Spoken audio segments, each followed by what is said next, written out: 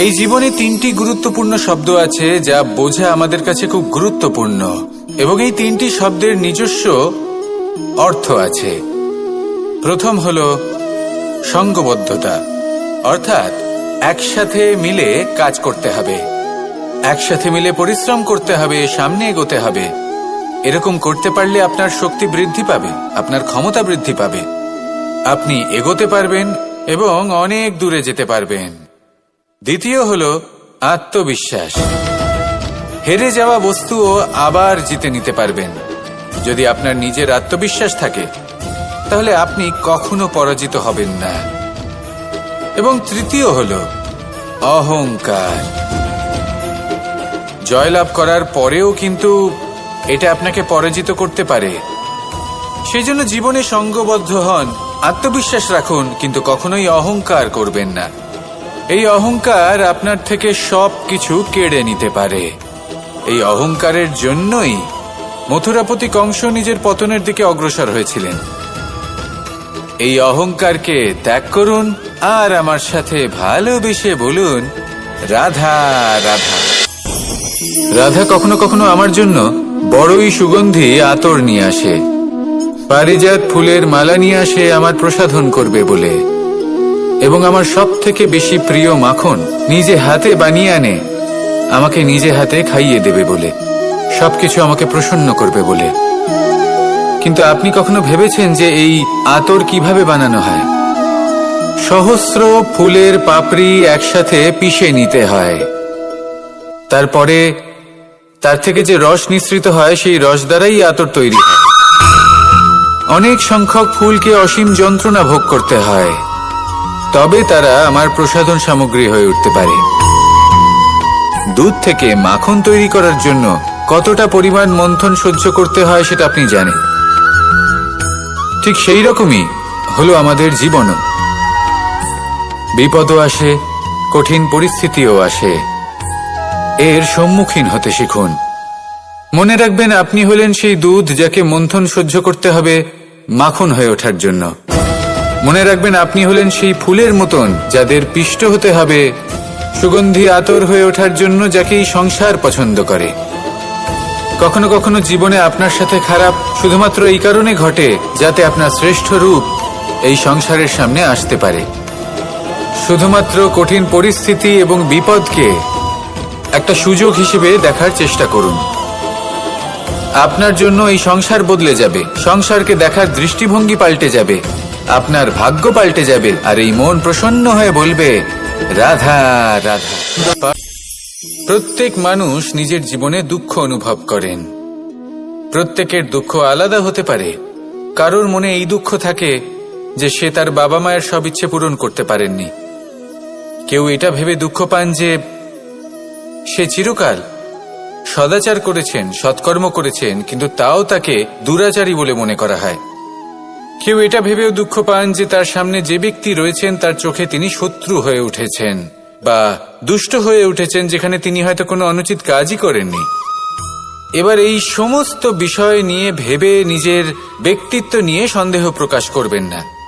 যদি নিজের ব্যক্তিত্ব নিয়ে কোনো সন্দেহ থেকে থাকে তাহলে কর্ম সংক্রান্ত প্রশ্ন করুন যে আপনি যা করেছেন তাতে কি উচিত ছিল, কি অনুচিত ছিল। যেটা প্রয়োজন সেটা এটা বোঝার যে আপনার অন্তর্মন, আপনার বিবেক আপনাকে কি বলছে, আর আপনার অন্তর্মন আর আপনার বিবেক আপনাকে যেটা করতে বলবে শুধু সেটাই করুন। আর তারপরে এই সংসার কি বলবে, কি ভাববে সেসব নিয়ে ভাবতে যাবেন না, কারণ এই সংসার তো ঈশ্বরকেও প্রশ্ন করে থাকে, ঈশ্বরকেও দোষী মনে করে।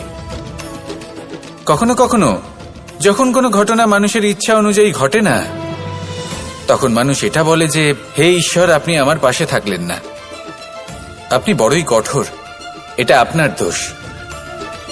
যেখানে বেশিরভাগ সময় হয়তো সে নিজেই নিজের কর্মফল ভোগ করছে, আর কখনো কখনো ঈশ্বর হয়তো তার জন্য আরো ভালো কোনো পরিকল্পনা করে রেখেছেন, কিন্তু মানুষ সেটা বুঝতে পারে না। তাই দিনের শেষে যেটা প্রয়োজন সেটা হলো নিজের মনের কথা বুঝতে হবে। আপনার বিবেক কি বলছে শুধু সেটাই করুন আর সামনে এগোতে থাকুন। আমার সাথে ভালোবেসে বলুন, রাধা রাধা। এই সংসারে সব থেকে বেশি কঠিন কাজ কোনটা?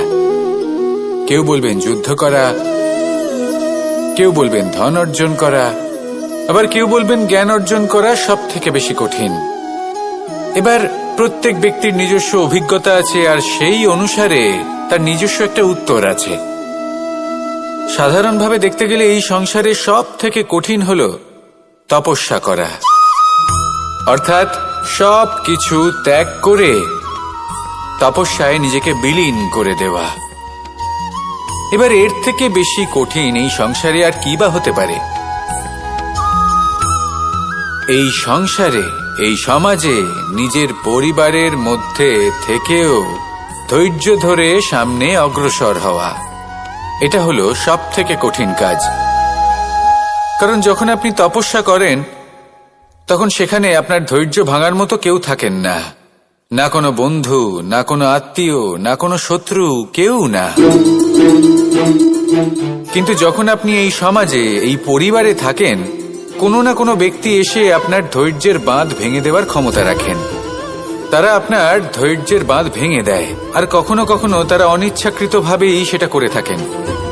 কারণ তাদের মানসিকতা আপনার থেকে আলাদা, তাদের কর্ম আপনার থেকে আলাদা, তাদের দৃষ্টিভঙ্গি আপনার থেকে আলাদা, জীবন যাপন আপনার থেকে আলাদা।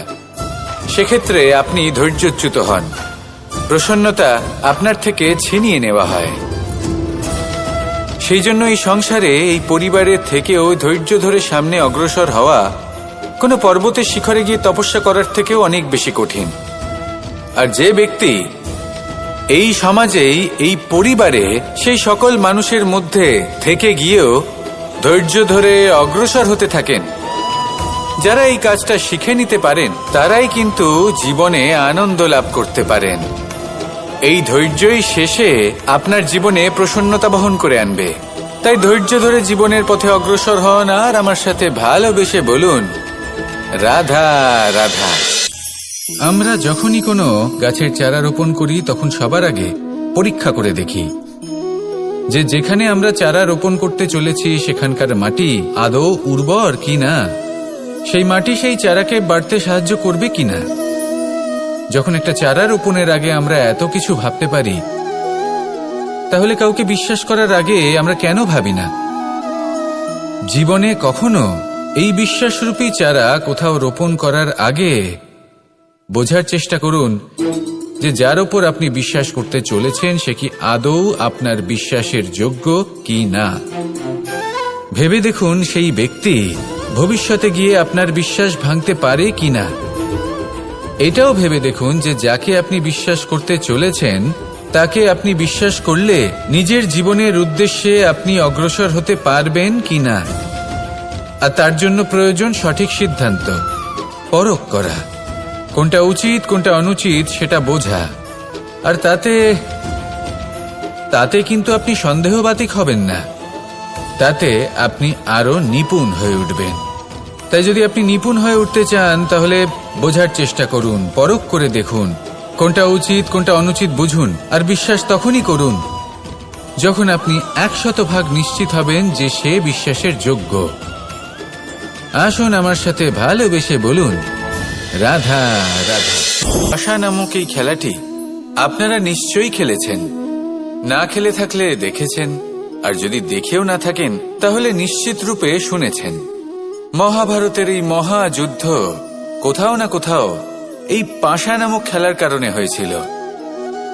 পাশার এই বিচিত্র খেলা, দান, এইসবের কারণে কেউ নিজের মাথায় রাজ মুকুট পরিধান করেছিলেন, আবার সেখানে পরাজিত হওয়ার জন্য কাউকে বনবাস ভোগ করতে হয়েছিল। কিন্তু এই খেলা সমাপ্ত হওয়ার পরে সমস্ত ঘুঁটি আর এই পাশার ছক একই পুটলিতে স্থান পেল। এটাই হলো আমাদের জীবন। এই সংসারে আমরা জয় পরাজয়ের বিষয়ে এতটাই ভাবি, এত চিন্তা করি যে এই জীবনের খেলার আনন্দটাই উপভোগ করতে পারি না। আর অবশেষে কি হয়? কেউ জয়ী হন, কেউ পরাজিত হন, কিন্তু দুজনেই একই স্থানে পৌঁছে যান। প্রত্যেক ব্যক্তি মৃত্যুর পরে একটি নির্দিষ্ট স্থানেই পৌঁছতে বাধ্য, কিন্তু ততক্ষণ এই জীবন, এই খেলা, তার আনন্দ উপভোগ করুন। এই সংসারে সেই ব্যক্তি শ্রেষ্ঠ স্থানে পৌঁছতে পেরেছেন যিনি এই সংসারকে প্রকাশ প্রদান করেছেন, যিনি কখনো জয় পরাজয় এ বিষয়ে ভাবেননি, শুধু এই জীবনের খেলার আনন্দ উপভোগ করেছেন। এটাই আপনিও করুন আর আমার সাথে ভালোবেসে বলুন, রাধা রাধা। পরিবর্তন, এটা হলো সৃষ্টির অমূল্য নিয়ম। এই সংসারে সবকিছু সময়ান্তরে পরিবর্তিত হয়, এই সময়ও পরিবর্তিত হয়।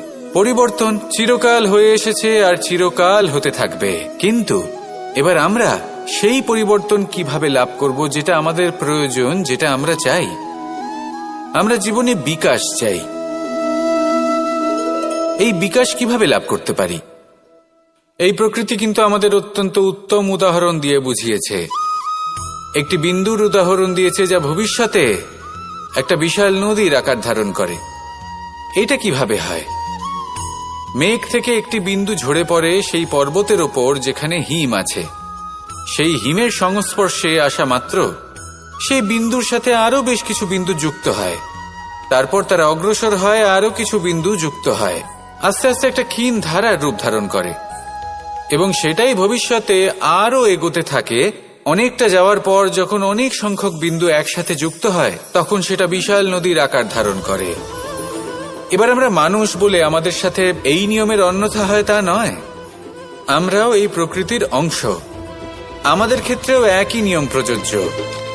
যখন পরিশ্রম করে অনেক সংখ্যক বিন্দু আমরা একত্রিত করব তখনই পরিবর্তনের নদী প্রবাহিত হবে। প্রয়োজন হল নিরন্তর পরিশ্রম করা এবং ধৈর্য ধরা। এটা করতে থাকুন, জীবনে সবকিছু লাভ করতে পারবেন, কারণ প্রকৃতি আমাদের এটাই শিখিয়েছে। আর আমরা এই ব্রহ্মরই একটি অংশ, যার দ্বারা এই ব্রহ্মাণ্ড নির্মিত। আসুন আমার সাথে ভালোবেসে বলুন, রাধা রাধা। কখনো এই প্রকৃতির দিকে তাকিয়ে থাকবেন। এই প্রকৃতি অনেক ধরনের শিক্ষা দেয়। কোনো একটা গাছকে দেখুন কিভাবে সে মাটি থেকে জল শুষে নেয়। সে ঝড় হোক বা হোক কড়া রোদ সব সহ্য করে এবং অবশেষে সে ফল ধারণ করে।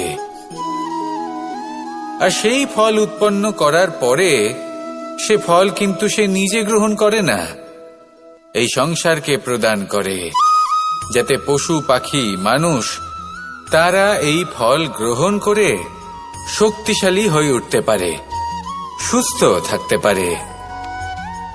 সেভাবেই নদী, সরোবর এরা নিজেরাও কিন্তু নিজেদের জল গ্রহণ করে না, মাটিকে প্রদান করে, পশু পাখিকে প্রদান করে। সূর্য নিজেও নিজের জন্য প্রজ্বলিত হয় না, সে প্রকাশ ছড়িয়ে দিতে চায় আমাদের সবার কাছে, সে আলো পৌঁছে দিতে চায়। এই প্রত্যেকের কর্মে পরমার্থ নিহিত আছে, আর সেই জন্যই এদের সকলকে পুজো করা হয়। তাই মনে রাখবেন, আপনার কাছে জীবন যাপনের অতিরিক্ত যা কিছুই আছে তা পরমার্থের জন্য। তাহলে তার সদ্ব্যবহার করুন আর আমার সাথে ভালোবেসে বলুন, রাধা রাধা।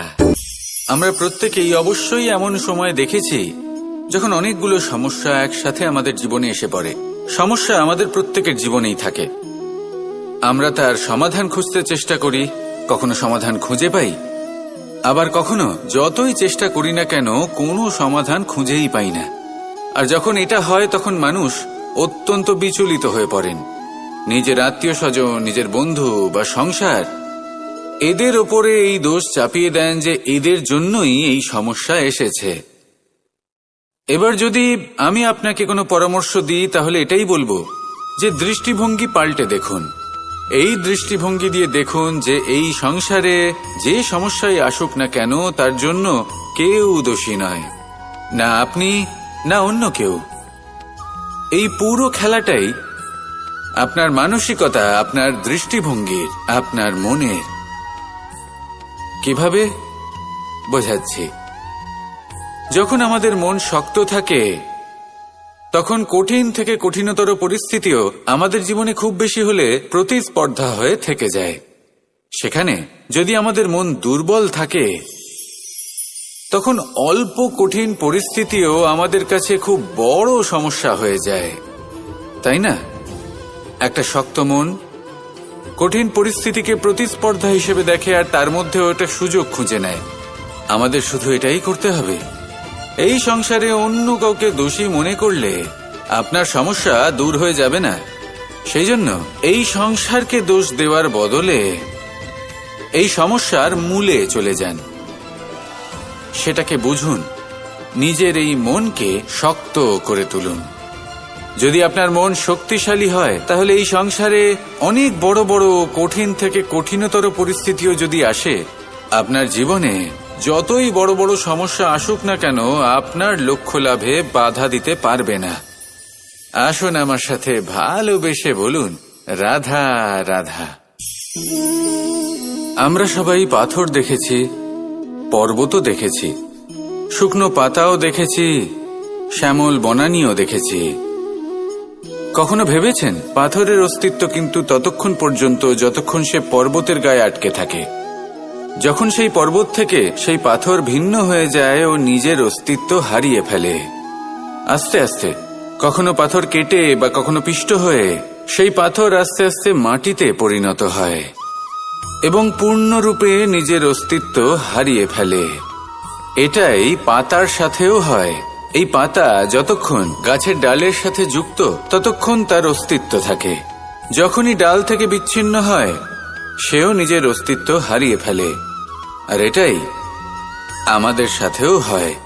যতক্ষণ আমরা নিজেদের আপনজনের সাথে যুক্ত থাকি, আমাদের অস্তিত্ব বজায় থাকে। যখন আপনজনদের সাথে সম্পর্ক ছিন্ন করি, তখন আমরাও আমাদের অস্তিত্ব হারিয়ে ফেলি। এবার এই সংসারের প্রত্যেক ব্যক্তি স্বতন্ত্র থাকতে চান, আর অনেক ব্যক্তি স্বতন্ত্র থাকবেন বলে আপনজনদের দূরে করে দেন আর তাদের সাথে এই সম্পর্ক ছিন্ন করেন। এটা কি সত্যি প্রয়োজন? আপনজনদের সাথে সম্পর্ক ছিন্ন করে নিজের অস্তিত্ব হারিয়ে ফেলা প্রয়োজনীয়, নাকি আপনজনদের সাথে সম্পর্ক বজায় রেখে নিজেদের স্বতন্ত্র করে রাখা সেটা আবশ্যক? নির্বাচন আপনারই। আসুন আমার সাথে ভালোবেসে বলুন, রাধা রাধা। আপনি কি কখনো নৌকা যাত্রা করেছেন? করে না থাকলেও নিশ্চয়ই দেখেছেন যে এই জল যা নিজের অন্তরে সব কিছু সমাহিত করে নিতে পারে, এই নৌকা সেই জলের ওপরেই ভেসে থাকে। নদীর স্রোত কাটিয়ে সে সামনে অগ্রসর হয়। কিন্তু যদি এই নৌকায় কোনো ছিদ্র হয়, তাহলে কিন্তু সেই নৌকা ডুবে যাবে। আর এতে কোনো তফাৎ হবে না যে সেই ছিদ্র ছোট নাকি বড়, নৌকা ডুবে যাবে। এই ছিদ্র হলো আমাদের জীবনে আমাদের অপগুণ, আমাদের দোষ, আমাদের বিকার। কখনো এটা ভাববেন না যে এই দোষ খুবই ছোট, এতে কিছুই যাবে আসবে না। না, সেই ছোট দোষ, সেই ছোট বিকার, যদি সেটাকে শুধরে না নেন, তাহলে সেটা আপনাকে আপনার পতনের দিকে নিয়ে যাবে। শেষ পর্যন্ত এটা আপনার উপর নির্ভরশীল যে আপনি কি চান। আপনার জীবনের এই নৌকা এভাবেই ডুবে যেতে দেখবেন, নাকি নিজেকে শুধরে নিয়ে সেই নৌকার সেই ছিদ্রটাকে ভরিয়ে তুলতে চাইবেন? নির্বাচন আপনার। আসুন আমার সাথে ভালোবেসে বলুন, রাধা রাধা। জল, জলই পৃথিবীতে বেঁচে থাকার জন্য আবশ্যক তো বটেই, কিন্তু এই জল আমাদের একটা অত্যন্ত গুরুত্বপূর্ণ শিক্ষা প্রদান করে। কখনো এই জলকে দেখেছেন? যে পরিস্থিতিতেই এই জল প্রবাহিত হোক না কেন, এর উপর যা কিছুই প্রভাব থাকুক না কেন, এর পথে যতই বাধা আসুক না কেন, তার মধ্যে থেকে ও নিজের পথ ঠিক বের করে নেয়, কিন্তু নিজের প্রবাহ থামতে দেয় না, ক্রমাগত অগ্রসর হতে থাকে। সেরকমই একটা শিক্ষা যেটা আমরা জল থেকে পেয়ে থাকি, তা হলো এটা: আমরা যখন জলের দিকে তাকাই, তখন আমরা নিজের প্রতিবিম্ব দেখি, স্পষ্টভাবে দেখতে পাই। কিন্তু তখনই দেখতে পাই যখন এই জল শান্ত থাকে, স্থির থাকে। যদি এই জল অশান্ত হয়ে থাকে, স্থির না হয়, তাহলে আমরা এতে নিজের প্রতিবিম্ব দেখতে পাই না। এটাই আমাদের মনের সাথেও হয়ে থাকে। যখনই জীবনে কোনো সংকট আসে, যদি আমরা শান্ত মনে, স্থির মনে সিদ্ধান্ত নিই, তাহলে সেটা এমন একটা শীতল সিদ্ধান্ত হবে যেটা আমাদের ভবিষ্যৎকে একটা শ্রেষ্ঠ স্থানে নিয়ে যাবে। যদি এই মন অশান্ত হয়, বিচলিত হয়, পীড়িত হয়, দুঃখিত হয়ে থাকে, রুষ্ট হয়ে থাকে, তাহলে অনেক সময় আমরা এমন সিদ্ধান্ত নিই যেটা আমাদের জন্য অনুচিত প্রমাণিত হয়। যখন আপনি ক্রুদ্ধ ছিলেন বা দুঃখের বশে ছিলেন, তখন অনেক সময় হয়তো এমন সিদ্ধান্ত নিয়েছেন যেটার জন্য ভবিষ্যতে আপনি অনুশোচনা করেছেন। এবার দেখুন, এই আবেগগুলো থেকে আমরা পালাতে পারবো না, কিন্তু এই আবেগগুলো আপনার উপর কতটা প্রভাব ফেলবে সেটা আমরা অবশ্যই ঠিক করতে পারি। এই মনকে আমরা নিয়ন্ত্রণ করতে পারি। এটাই করুন, চিন্তা করুন, এই মনকে শান্ত রাখুন, স্থির হতে চেষ্টা করুন, আর তারপরে সিদ্ধান্ত নিন। আসুন আমার সাথে ভালোবেসে বলুন, রাধা রাধা। এই সংসারে ভৌতিক বস্তুরও নিয়তি আছে। যারাই এই সংসারে আসে বা উৎপন্ন হয়, তারা কিছুমাত্র সময় পর্যন্তই এখানে থাকতে পারে, আর তারপরে সেও লুপ্ত হয়ে যায়, অর্থাৎ সে নিজেও এই পঞ্চমহাভূতে সমাহিত হয়ে যায়। আমাদের সাথেও ঠিক এটাই হয়। সেই জন্যই ঈশ্বর দ্বারা প্রদত্ত এই উপহারের বিষয়ে ভাবুন, এই জীবনের বিষয়ে ভাবুন। ঠিক যেমন বিশ্বাস ভঙ্গ হলে কোনো ব্যক্তি আমাদের কাছে অপরিচিত হয়ে যান, ঠিক সেরকমই শেষ নিঃশ্বাস ত্যাগের পর এই শরীরও আমাদের কাছে পরই হয়ে যায়।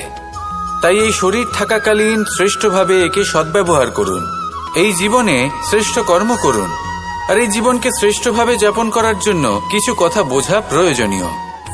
যদি আপনি কারোর প্রশংসা করেন, তাহলে পূর্ণ হৃদয় দিয়ে করুন।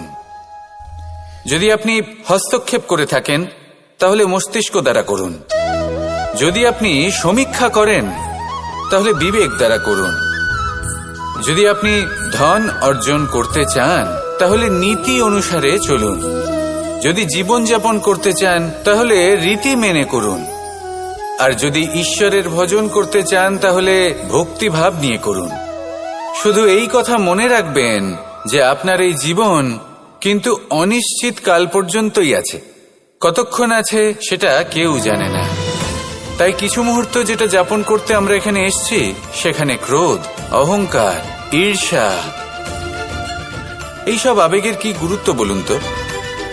এগুলো ত্যাগ করুন। মানুষকে ক্ষমা করতে শিখুন, আস্তে আস্তে বিশ্বাস করতে শিখুন।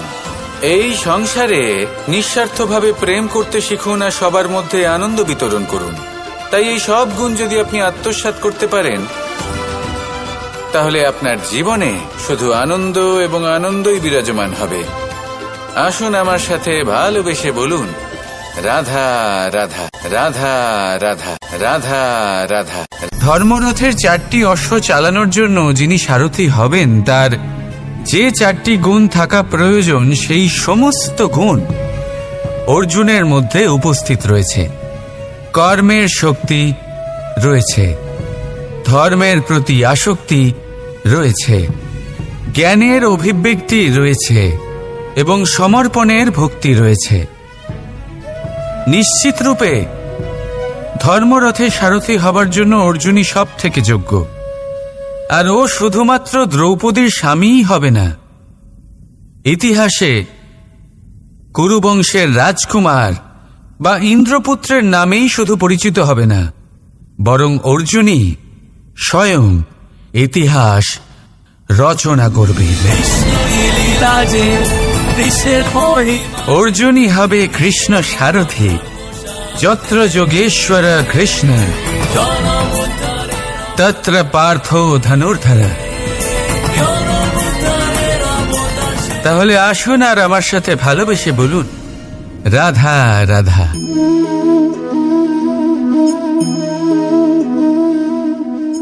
আপনার কি মনে হয় আমি কি করছি? আপনি বলবেন আমি প্রদীপ জ্বালাচ্ছি। সঠিক, কিন্তু প্রশ্ন হচ্ছে যে আমি কি আপনাকে বলেছি যে একে প্রদীপ বলা হয়? না, এই প্রদীপ কি নিজেই নিজের পরিচয় আপনাকে দিয়েছে? না। তাহলে আপনি কি করে জানলেন যে একে প্রদীপ বলা হয়? উত্তর হচ্ছে প্রকাশ, যে স্বয়ং জ্বলে অন্ধকারের মধ্যে সংসারকে পথ দেখায়, সেটাই প্রদীপ। যা নিরাশার মাঝে আশার আলো প্রদর্শন করে, সেটাই প্রদীপ। অপর দিকে আছে সাপ, যাকে না দেখেও তার ফনার আওয়াজ শুনেই লোকে ভয় পেয়ে যায়। তার মানে ব্যক্তির পরিচয় তার কর্মের দ্বারা পাওয়া যায়। তাই আপনার এটা বলার প্রয়োজন নেই যে আপনার পরিচয় কি। এটা আপনার কর্মই নিশ্চিত করবে যে লোকে আপনাকে প্রদীপ ভেবে ভালোবাসবে নাকি সাপ ভেবে ভীত হয়ে থাকবে। রাধা রাধা। সময় কত বিচিত্র হয়। সময় আমাদের পক্ষে থাকলে আমরা নিজেদের রাজা মনে করে নিই, আর সেই সময় যদি বিপক্ষে চলে যায় তাহলে নিঃস্ব হতে সময় লাগে না। তাই মানুষের একটা অভ্যেস আছে, খারাপ সময়ের জন্য কিছু সঞ্চয় করা। আত্মীয়, বন্ধু খারাপ সময় পাশ থেকে সরে যায়। যশ, মান প্রতিকূল সময় চিরস্থায়ী হয় না। তাই মানুষ মনে করে অর্থ সঞ্চয় করাই শ্রেয়। অর্থের কোনো হৃদয় নেই যা সময়ের সাথে পরিবর্তিত হবে। সংসার বলে সর্বদা অর্থ সঞ্চয় করতে থাকুন। খারাপ সময় অবশ্যই কাজে লাগবে, কিন্তু আমি বলবো শুভ কর্ম করতে থাকুন, আনন্দে থাকুন, নিজের ওপর আর ঈশ্বরের ওপরে বিশ্বাস রাখুন। খারাপ সময় কখনো আসবেই না। রাধা রাধা। প্রকৃতি মানুষকে এক বিশেষ শক্তি দিয়েছে, অন্য জীবের থেকে বেশি শক্তি দিয়েছে। স্মরণ শক্তি। এই শক্তি মানুষকে অন্য জীবের থেকে ভিন্ন করে, ইতিহাস রচনা করার প্রেরণা দেয়, জ্ঞানকে বংশানুক্রমে এগিয়েও নিয়ে যায়। আর যারা ভুলে যান, অধিকাংশ সময় তারা উপহাস আর দয়ার পাত্র হয়ে যান। কিন্তু এটাই কি প্রকৃত রূপে সত্য? না। এই স্মরণ শক্তি মানুষের বিকাশের সব থেকে বড় বাধা হয়ে দাঁড়ায়। তার মনকে দূষিত করে দেয়। খারাপ অভিজ্ঞতা, কারোর করা বিশ্বাসঘাতকতা, কারোর কটাক্ষ বেশিরভাগ মানুষই ভুলতে পারেন না, আর তারপর প্রতিশোধ নিতে উদ্যত হন। প্রথমে সময় নষ্ট করেন প্রতিশোধের প্রস্তুতিতে, আর তারপর সময় নষ্ট করেন প্রতিশোধ নেওয়ার সুযোগ খুঁজতে। যদি সন্তুষ্টি পেতে চান, যদি জীবনে আনন্দ পেতে চান, তাহলে স্মরণ শক্তির সদ্ব্যবহার করুন। নিজের স্মরণ শক্তিকে চালনা করুন শুধুমাত্র ভালো কথা আর ভালো স্মৃতির দিকে। জীবনে আনন্দ পাবে। রাধা রাধা। মানুষ নিজের পরিবারের জন্য কত কিছুই না করে, দিন রাত পরিশ্রম করতে থাকে যাতে তার পরিবারের প্রয়োজন পূরণের জন্য অর্থ রোজগার করতে পারে। কিন্তু শুধু অর্থ রোজগার করাটাই কি যথেষ্ট? আপনি বলবেন, হ্যাঁ নিশ্চয়ই, অর্থ দিয়ে সব কিছু পাওয়া যায়, বিদ্যা পাওয়া যায়, বাড়ি পাওয়া যায়, ওষুধ পাওয়া যায়, আর কত কিছুই না পাওয়া যায়। এইসব একটা পর্যায় পর্যন্ত সঠিক, কিন্তু একটু মন দিয়ে ভেবে দেখুন, যখন কোনো শিশু অসুস্থ হয়ে পড়ে তখন সে ওই তিক্ত ওষুধ কেন খেয়ে নেয়? এই জন্য কারণ ওর পিতা সেই ওষুধ অর্থ দিয়ে কিনেছে? না, বরং এই জন্য কারণ তার পিতা যে তার সামনে দাঁড়িয়ে, তার ওপরে তার বিশ্বাস আছে। বিশ্বাস আছে যে উনি তার কিচ্ছু হতে দেবেন না। এই বিশ্বাস, এই সংস্কার, এই শিক্ষা কখনো অর্থ দিয়ে পাওয়া যায় না। এটা পাওয়া যায় সেই সময় থেকে যা মাতা পিতা তাদের সন্তানের সাথে কাটিয়েছেন। তাই জীবনে অর্থ অবশ্যই উপার্জন করুন, কিন্তু নিজের পরিবারকেও সময় দিন, আনন্দ পাবে। রাধা রাধা। কখনো কোনো পাখিকে দেখেছেন? যখন তারা ডিম পাড়তে প্রস্তুত হয় তখন তারা সবচেয়ে আগে একটা স্থান খোঁজে, একটা স্থান যা বর্ষা, রৌদ্র আর শত্রুর থেকে সুরক্ষিত হয়। তারপর তারা বাসা তৈরি করে, তারপরেই ডিম পাড়ে। আর তারপর যখন সেই ডিম ফুটে তার সন্তানদের জন্ম হয়, সে তাদের খাবার খাওয়ায়, তাদের রক্ষণাবেক্ষণ করে। কিন্তু যখন তাদের ডানা গজায়, তখন না সে তাদের খাবার দেয় আর না তাদের বাসা বানাতে শেখায়। শুধুমাত্র তাদের উড়তে শেখায় সে। তারপর সেই বাচ্চারা আকাশে উড়তে শিখে নিজেরাই নিজেদের খাবার জোগাড় করতে শিখে যায়, নিজেরাই নিজেদের বাসা বানাতে শিখে যায়। আর আমরা মানুষেরা কি করি? আমাদের সন্তান বড় হয়ে যাওয়া সত্ত্বেও তাদের নিয়ে সর্বদা দুশ্চিন্তা করি। তার জন্য আমরা গৃহ নির্মাণের চেষ্টা করি। নিজের সন্তানকে আরো শক্তিশালী করে গড়ে তোলার বদলে তাকে আমরা দুর্বল করে দিই। জীবনে সেটাই করুন যা একটা পাখি করে। নিজের সন্তানকে আকাশে ওড়ার শিক্ষা দিন, সংস্কার দিন, আর একটা নির্দিষ্ট সময়ের পরে তাকে নিজের আকাশ নির্ধারণ করতে মুক্ত করে দিন। রাধা রাধা। সাগরে সেতু বাঁধার গল্প তো আপনারা নিশ্চয়ই শুনে থাকবেন। রামচন্দ্রের সেনাকে 100 যোজন সমুদ্র অতিক্রম করে লঙ্কায় আক্রমণ করতে হতো। সেতুকার নল আর নীল সেতু বাঁধার উপায় বের করল, কিন্তু প্রশ্ন ছিল সেতু বাঁধা কি করে হবে? সমুদ্র অত্যন্ত গভীর। কত পাথর দেওয়া হলে এই বিশাল সমুদ্র অতিক্রম করা সম্ভব হবে? তখন এক উপায় নির্ধারিত হল। পাথরের ওপর লেখা হলো রামের নাম। আর যখন সেই পাথরগুলোকে সাগরে ফেলা হলো, সেগুলো ভাসতে লাগলো। এবারে কেউ বলবেন এটা রামচন্দ্রের নামের মহিমা, কেউ বলবেন এটা নারায়ণের কোনো জাদু। কিন্তু না, এটা রামচন্দ্রের সেই গুণ, ওনার ব্যক্তিত্বের সেই মহান দিক যা ওনার প্রতিনিধিত্ব করেছে। তাই সেই পাথরও সাগরে ভেসে ওঠে।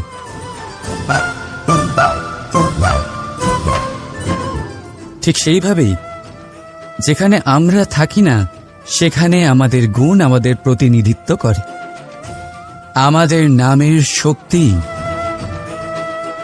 আমরা নিজেরাই তৈরি করি, আমাদের কর্ম দিই, আমাদের গুণ দিই। এবার সিদ্ধান্ত আপনার যে আপনার নামের সাহায্যে কেউ বিপদ থেকে উদ্ধার হবে, নাকি আপনার দুষ্কর্মের ফলে কেউ ডুবে যাবে।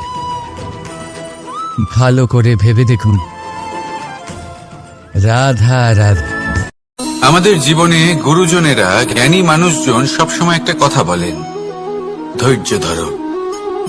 শুধুমাত্র দুটো শব্দ, কিন্তু কতটা বিশাল সেটা বোঝার চেষ্টা করুন। ছোট একটা অস্ত্র হাতে নিন এবং একটা বিশাল পর্বতে নিরন্তর প্রহার করতে থাকুন। ধৈর্য ধরে সেই কাজ করতে থাকুন। এমন একদিন আসবে, এই বিশাল পর্বতে আপনি একটা পথ তৈরি করবেন।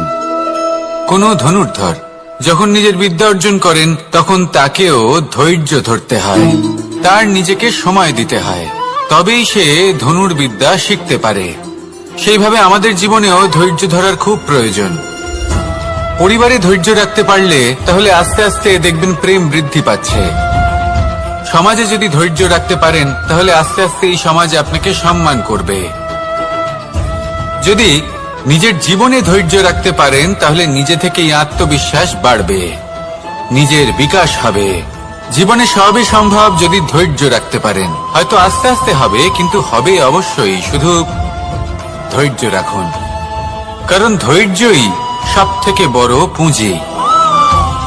আসুন আর আমার সাথে ভালোবেসে বলুন, রাধা রাধা। আমাদের জীবনে যখনই আমরা কোনো বড় দায়িত্বের সম্মুখীন হই, তখন আমরা তার থেকে দূরে পালাই আর এই অজুহাত দিই যে না না, এত বেশি ভার বহন করার যোগ্যতা আমার নেই, আমি করতেই পারবো না। দেখুন, এই সংসারে ভিন্ন ভিন্ন ধরনের গাছ আছে, ছোট গাছ, বড় গাছ, কিন্তু বটগাছের মতো বড় এবং নিবিড় গাছ আর একটাও নেই। সে নিঃস্বার্থভাবে এই সংসারকে সেবা করে যায়, ছায়া প্রদান করে, শীতলতা প্রদান করে। আর যখন এমন সময় আসে যখন তার ওপর বোঝা অত্যন্ত বেড়ে যায়, সে কিন্তু কোনোভাবেই ভেঙে পড়ে না। তখন সে নিজের নিঃস্বার্থ কর্মের ফল লাভ করে, সেই নিঃস্বার্থ কর্ম যা সে করেছে। তার দেহ থেকে ছোট ছোট ঝুড়ি বার হয় এবং তা কাণ্ডের আকার ধারণ করে। সেই কাণ্ড মাটির কাছে পৌঁছয় এবং তারপর তা বটগাছের সহায়ক হয়ে ওঠে। সে ভেঙে পড়ে যায় না। এইভাবে আপনিও জীবনে নিঃস্বার্থভাবে সবার সেবা করুন, ভালোবাসুন, সবাইকে সাহায্য করুন। যেদিন আপনার ওপর বোঝা অত্যন্ত বেড়ে যাবে, সেদিন এই সব মানুষ আপনাকে সাহায্য করার জন্য আসবেন, আপনার শক্তি হয়ে উঠবেন, আর আপনি বটগাছের মতোই মহান এবং বিশাল হয়ে উঠবেন। আসুন আর আমার সাথে ভালোবেসে বলুন, রাধা রাধা। একটা শব্দ আছে, পরিস্থিতি। অনেক মানুষের মুখে আমরা এই শব্দ শুনি। জীবনে যখন অসফল হই, দুঃখ আসে, সংকট আসে, কোনো বিপদ ঘনিয়ে আসে, তখন সমস্ত দোষ আমরা পরিস্থিতির ওপর চাপিয়ে দিই। আর দেখতে গেলে কোথাও না কোথাও ঠিকই করি। এই পরিস্থিতি প্রত্যেক দিনের মতো পাল্টাতে থাকে, কিন্তু এই দিন, এই রাত, এমন কেউ আছেন যিনি এর ওপরেও নিয়ন্ত্রণ সাধন করেন, আর তিনি হলেন সূর্য। ঠিক সেই রকমই আমাদের জীবনেও সূর্য হলো এই মন। যদি এই মনের উপর আমরা নিয়ন্ত্রণ করতে পারি, তাহলে আমরা জীবনকেও নিয়ন্ত্রণ করতে পারবো। প্রথমে এই মনের রাজা হয়ে উঠতে হবে। তাই মনে রাখবেন, যদি মন দুর্বল হয়, তাহলে পরিস্থিতি আমাদের সমস্যা বলে মনে হবে। এই মন যদি স্থির হয়, পরিস্থিতি প্রতিস্পর্ধা বলে মনে হবে। আর এই মন যদি শক্তিশালী হয়ে ওঠে, তাহলে যে কোনো পরিস্থিতি আপনার কাছে একটা সুযোগ মাত্র, এমন এক সুযোগ যাতে অগ্রসর হয়ে আপনি মহান হয়ে উঠতে পারেন। এই মনের শক্তির বৃদ্ধি ঘটান, মহান হয়ে উঠুন, আর আমার সাথে ভালোবেসে বলুন, রাধা রাধা। খুব সুন্দর একটা কাহিনী আছে। একবার এক ব্যক্তি নিজের অসফলতার জন্য ত্রস্ত হয়ে সময় দেবতার তপস্যা করতে বসলেন। উনি তপস্যা করলেন এবং সময় দেবতা প্রসন্ন হলেন, মানুষের রূপ ধারণ করে ওনার সামনে প্রকট হলেন। এবার সেই ব্যক্তি ওনাকে জিজ্ঞেস করলেন যে কি এমন আছে যার জন্য আপনি বারবার জয়ী হন আর আমি চিরকাল পরাজিত হয়ে থাকি? কেন এত পরিশ্রম করা সত্ত্বেও আমি সাফল্য লাভ করতে পারি না?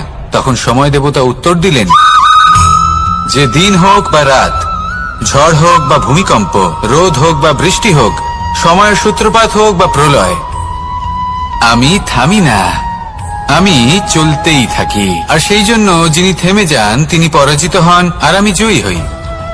এটাই আমাদের শিখতে হবে। জীবনে সবসময় চলতে থাকুন, কখনো থামবেন না। হ্যাঁ, কিছুক্ষণের জন্য বিরতি নিতে পারেন, বিশ্রাম করার জন্য, নিজেকে আরো সশক্ত করে তোলার জন্য, কিন্তু থেমে যাবেন না। নিরন্তর কর্ম করতে থাকুন, পরিশ্রম করতে থাকুন, তবেই এই সংসার আপনাকে মনে রাখবে। আসুন আমার সাথে ভালোবেসে বলুন, রাধা রাধা।